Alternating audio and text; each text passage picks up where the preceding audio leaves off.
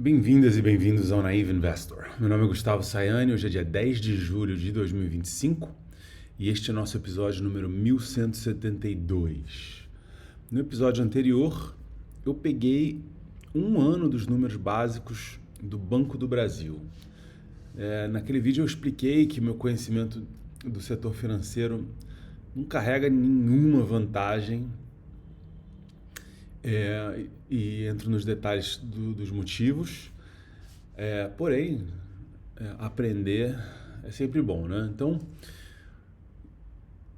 a gente viu números que nos trazem até aqui, né? Interessantes, o múltiplo do preço sobre o lucro daquele ano em particular, no ano passado, né? Que parecem atraentes. Então, hoje eu vou buscar mais alguns anos desses números aqui, tá? Não vou fazer os 10 anos que eu gosto de fazer, porque fica um vídeo muito longo, né? Mas eu vou pegar uns 3 anos aqui, vamos ver. Dessa vez eu nem abri o Banco do Brasil, mas como eu faço?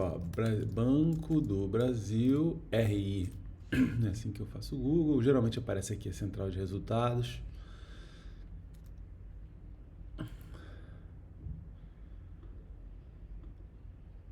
E eu vou fazer o seguinte aqui, ó. Demonstrações contábeis.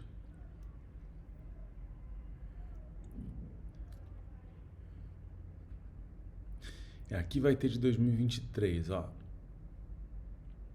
E tá suficiente, né?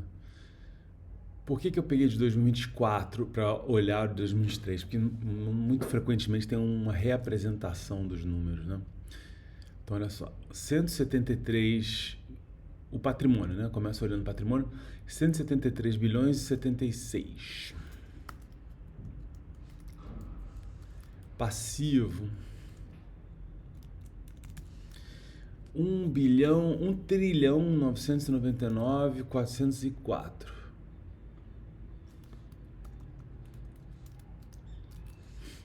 A maneira que nós fazemos o cálculo de dívida não se aplica aos bancos, né? Então,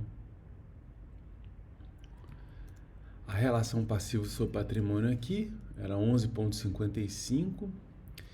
Vejamos agora a receita, 269 bilhões 225. Lucro, deixa eu ver o negócio aqui. Eu anotei o lucro aqui, ó, atribuível aos acionistas controladores, ó, no 2024. Mas não é esse o lucro, não. O lucro é esse aqui, ó. É o total, né? 39 bilhões e 96. Então eu vou corrigir aqui o de ontem. E a mesma coisa para 2023. Aqui, ó. 37 bilhões 607. Muito lucro, né? E também vamos olhar aqui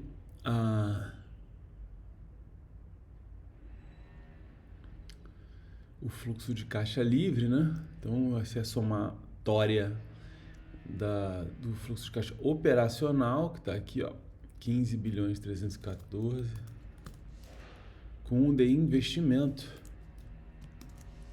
21 bilhões 770. Então vai dar 37 bilhões e 84. Duas coisas aqui são dignas de comentário. Uma é que, por enquanto, o fluxo de caixa livre e o lucro estão bem parecidos, né? O que não é tão frequente quanto a gente gostaria de que fosse, né?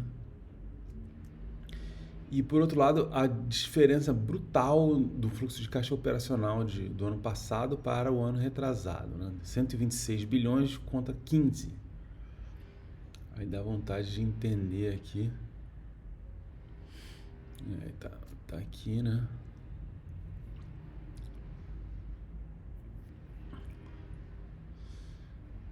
Muito disso é a variação patrimonial.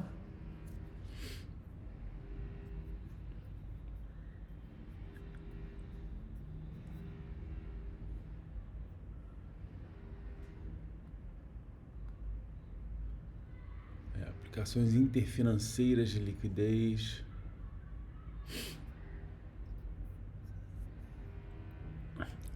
Mas seria interessante eu entender de verdade, né, do que se tratam essas linhas aqui. Não é o caso agora e também não vou fazer isso aqui no vídeo, que realmente seria tedioso demais, né?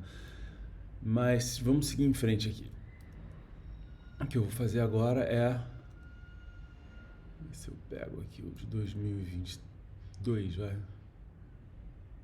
Vou pegar o de 2023, não custa muita coisa.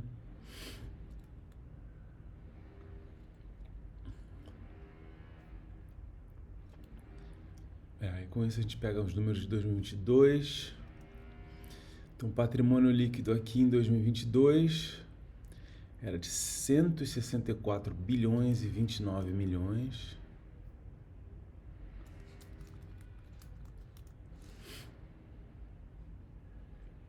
O passivo, 1.865.370.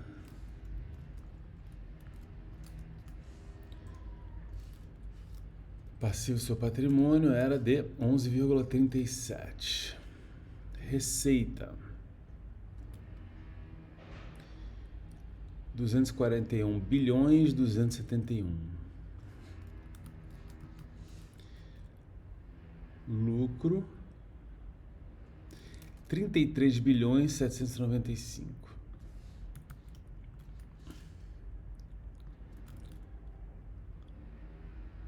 Fluxo de caixa livre. Então, o operacional aqui foi de 64 bilhões 695. E o de investimento foi menos 17 bilhões 883. Então, o fluxo de caixa aqui foi bem melhor, inclusive, do que o lucro. Maravilha. Vamos então, por hoje a gente vai fazer mais um.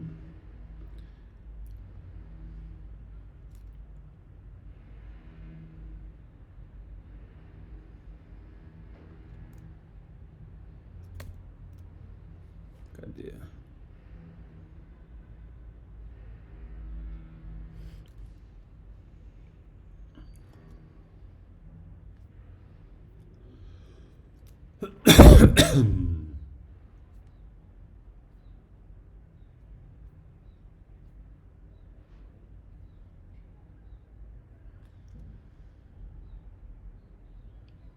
Aqui 2021. Então, patrimônio líquido 146 bilhões 110. Passivo 1 trilhão 753 230.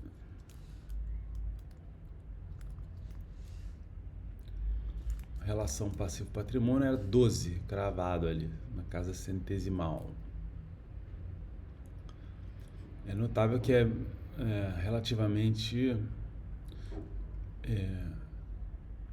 estável, né, essa relação aqui ao longo desses 4 anos. Receita.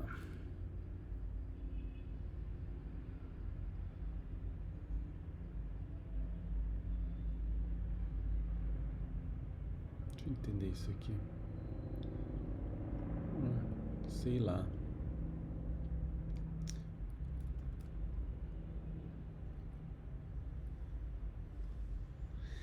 R$125 bilhões 947 a receita. É isso mesmo?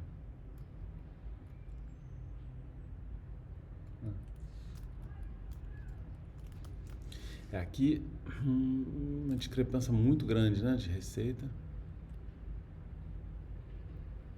em relação ao ano anterior. Lucro, 19 bilhões 723.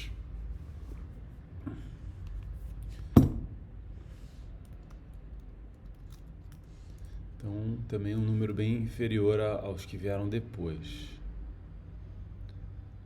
Fluxo de caixa livre, vejamos.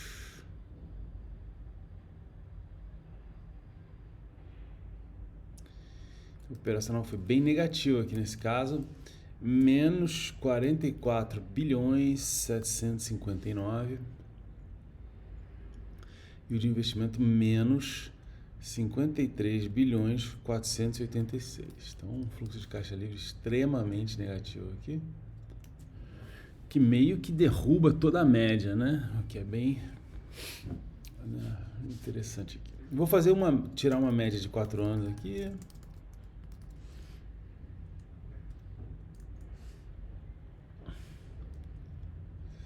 Vou fazer alguns ajustes pela inflação, tá? Então, no patrimônio,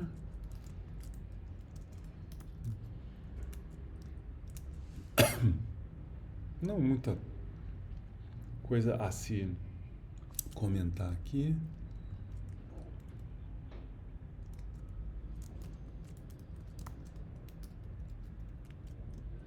Lucro aqui.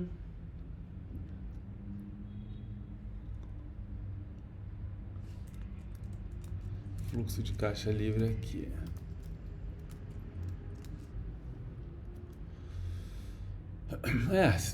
Com um ano isoladamente aqui, o fluxo de caixa livre vai próximo de zero na média aqui, ó. Vamos lá. Eu vou tirar a média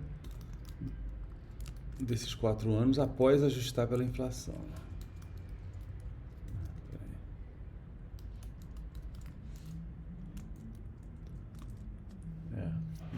3 bilhões é longe de zero, né? Mas para um Banco do Brasil, pelos números que eles tinham colocado aqui, vejamos aqui, Banco do Brasil, qual é a capitalização de mercado deles? 124 bilhões 728. Vou fazer essas relações preço sobre lucro, né?